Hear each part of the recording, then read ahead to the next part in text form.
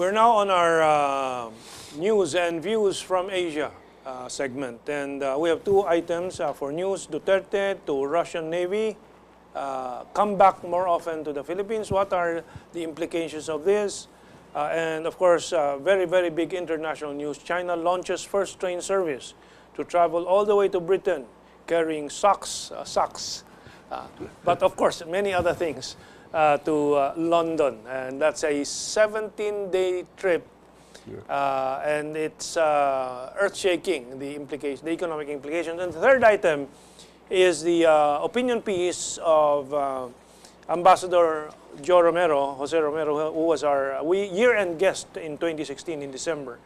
And his title is Win-Win or Zero-Sum Gamesmanship Will Define the Asia Pacific. We'll review his thoughts on this matter. So Duterte and everybody here in the country knows that the Russian Navy docked in Manila, and President Duterte went on board.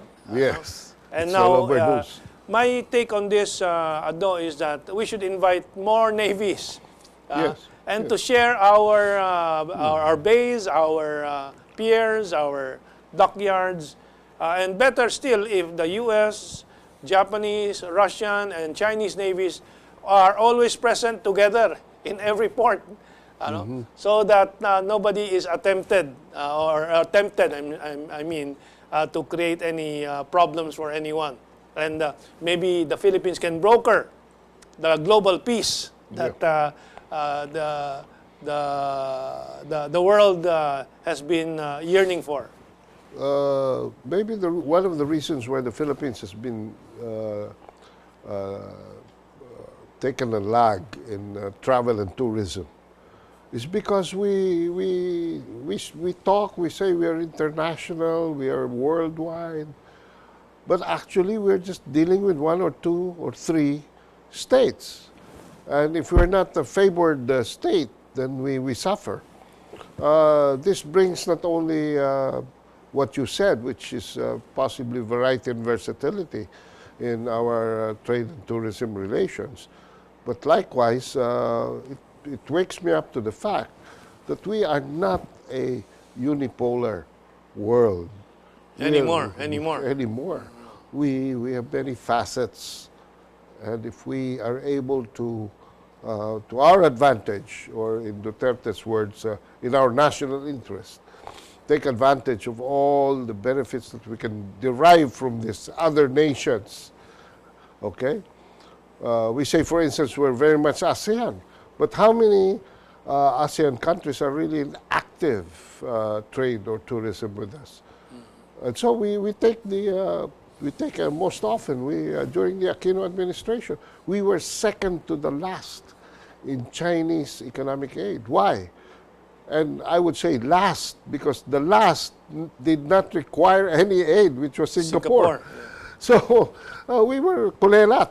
We were, why? By our own choosing, by our own, I don't know, fatalistic. By the choosing of the last administration. Now we have a new administration with a more... We're kind of fatalistic and adaptive of this attitude of an either-or, when it's really a both and not only and, but many, many others should be involved. I think the Filipino audience enjoyed the visit of the Russian ship.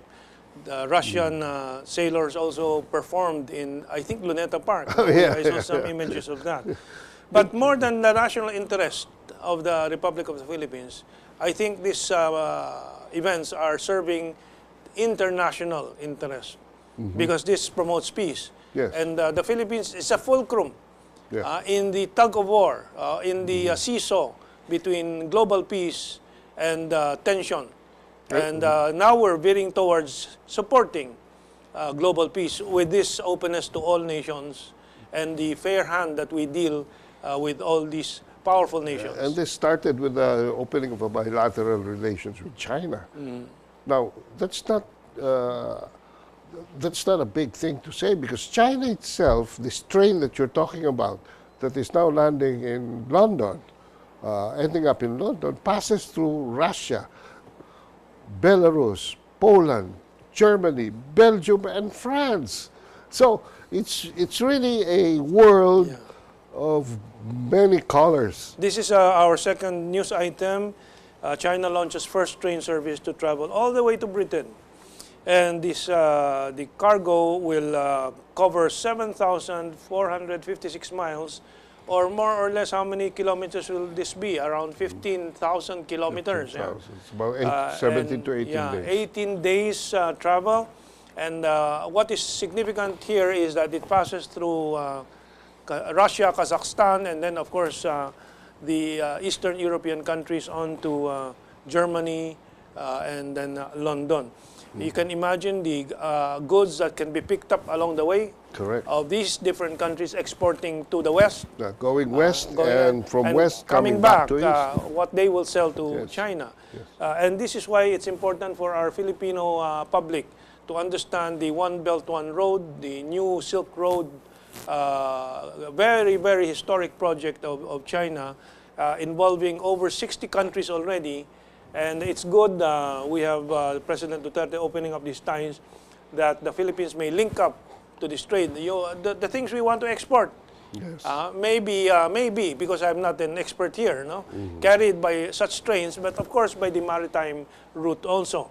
We've discussed this issue of the One Belt, One Road very frequently here with General Victor Corpus, retired General Corpus, who wants to ensure that the Philippines is made a hub, the western hub of the One Belt, One Road, and then reestablish the route, the transport route, the cargo route from Manila to the Americas.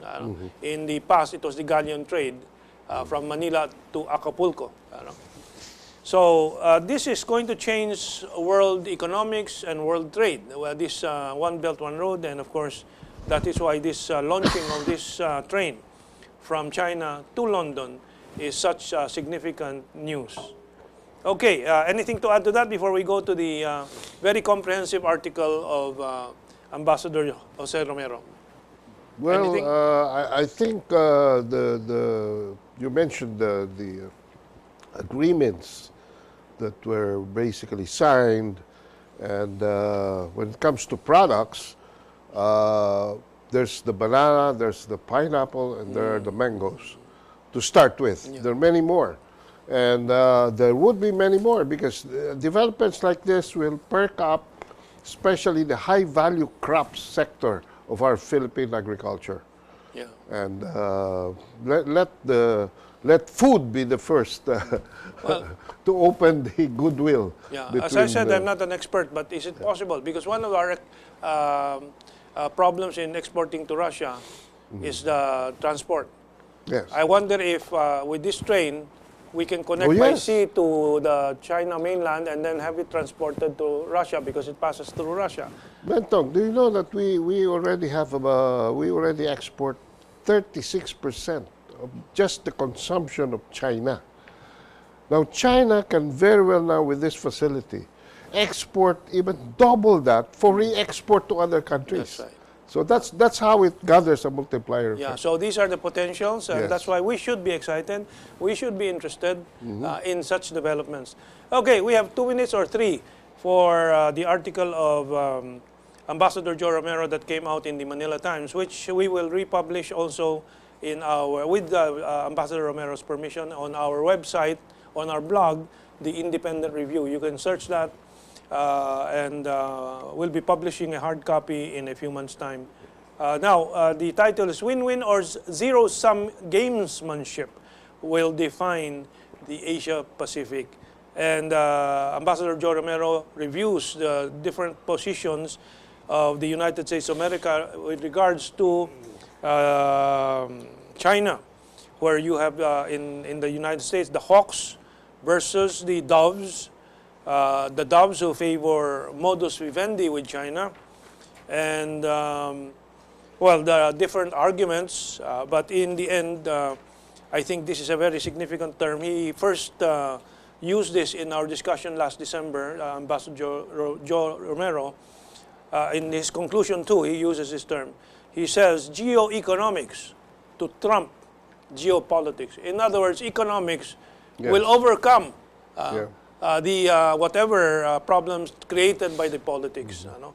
And so this again goes back to the launching of the train from China to London. This is economics, and then of course the maritime route from Western Europe to back to Asia and back to China. Anyway, we have a few seconds left. Ano, what would you like to add to this article of Joe Romero? Well, development like this are what takes the space out of the feet of the United States. Pulls the rug from under the U.S. Because the United States has more than 50% of its budget on the war economy.